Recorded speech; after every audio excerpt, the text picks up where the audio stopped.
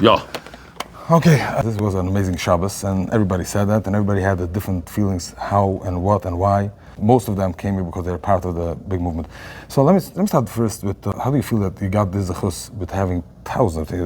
They spoke about 30 to 50,000 people watching it, and then later on more.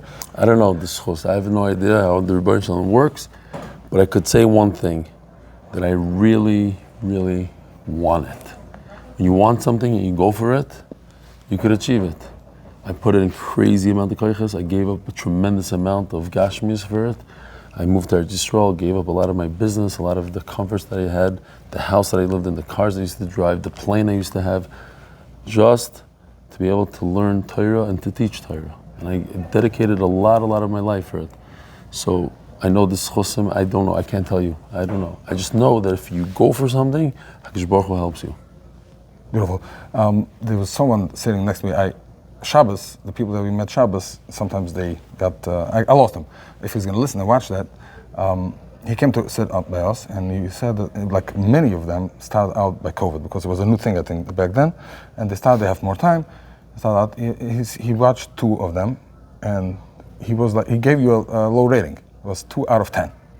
But he's here, right? So then he saw like maybe a conference or something. You give a speech about commercial real estate.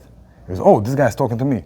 So this is, people are having different ways to connect. What are you doing when you see there is a real tough Gemara and you wanna go further because people are not really tuned in?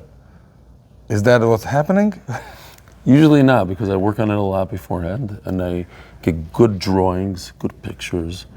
I throw in a good story, especially when it's hard.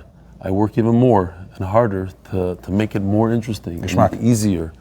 Yeah, now the 2 out of 10 rating, it's very normal. You come, you see a little guy without a beard, you see, what is this guy doing? And then he says a joke. I'm not used to it. In Chayda, in the yeshiva, they have a long beard, and he was very that guy serious. was a Litvak. So even worse, he had a cult to Litvish Rosh Yeshiva. What is this guy doing? What chutzpah to talk like that? In the middle of a shir, give a joke. In the middle of a shir, give a maisa. Adarabah. And then 1 shir, 2 shir, 3 shirs, all of a sudden they start coming in. They start chapping. You know, I have now I give a shir in Hebrew.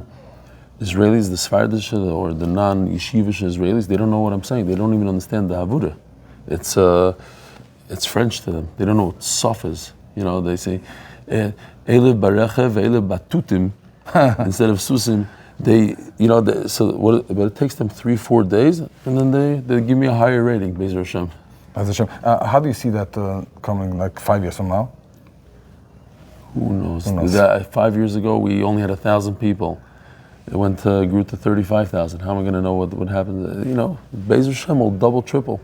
I don't know if I should ask that. I was thinking of, but you say without a beard.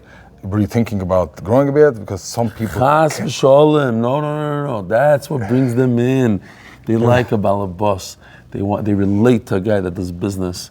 That he's. Anybody can have a beard. You want to shear that is serious? There's 1,000 other guys. It's very rare to have a guy that's one of the chayvah. That's me. I'm a balabas like everybody else. I'm a business guy. I happen to give also a share. Beautiful. Someone that wants to join and you just can't bring him to join. What do you say to them? He has to know. Let's say you didn't join yet. Let's just say, for instance, yeah, you have to know that it changes your life. How do I know? Every single day I get emails, 30, 40 emails, and I read the best ones right before share with pictures and every day. And now we just came from a Shabbos. The person after person after person. Wives came over to me crying just now, a minute right before I spoke to you. It changes a person. They say, it changed my life. What do they mean? When you do a daf every day, you do another daf, and it's every single day. There's no breaks. When you're very, very tired, you do another daf. It becomes a habit. It becomes second nature. And all of a sudden you realize that Torah is part of you. So you're learning on Shabbos, you're learning on Yom Tov, you're learning on Yom Kippur, Tisha B'Av, Chol Hamoed, Ben Azman, and Ben Azdor. You're always learning. You're on a plane, you open up a Gemara. You feel like a changed person, and then it also changes other things in all different areas. The way you take care of yourself, health, eat, exercise, shnai mikra v'chatargum. It just changes people from top to bottom. We had numerous people in the hotel for Shabbos that they became frum through the daf. Hasidic guys. Backwards. What? They start backwards. They do the daf. This kid Dovi Hoffman, when he's 15 years old, he's depressed, wasn't wearing tefillin. His father gave him the daf. He's now 15 mesechtas with us. Wow. One after another. A guy didn't wear tefillin for 8 years. He was also just a half hour ago. He's here. Kids it changes and changes.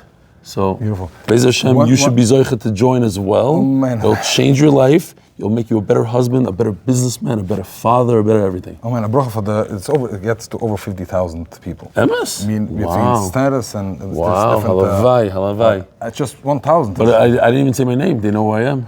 Eli Stefansky, MDY. Just remember that. Thank you so much. Yishkoyach, And good we'll morning. continue, Mitch. All right, I got to Thank you run. so much. My wife.